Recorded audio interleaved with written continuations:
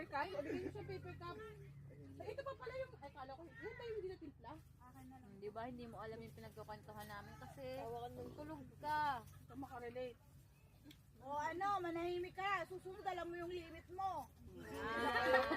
Makinig ka sa nanay mo. YOLO isa, YOLO siya eh, ma'am. Nalit ko nanay. Nakakainis. Magbabalibol, umiinom. Hindi ba naman di malalasig mo? Kahit na kahit siya sa'yo Yung kagabi. kasalanan yun. Magtatagi sa akin may kasalanan yun. Pwede ka naman tumanggi. Gusto mo Nasa din? sa'yo pa rin yun. Magpunta tayo dun sa bunker, gigitara tayo. Nakakainis ang puto.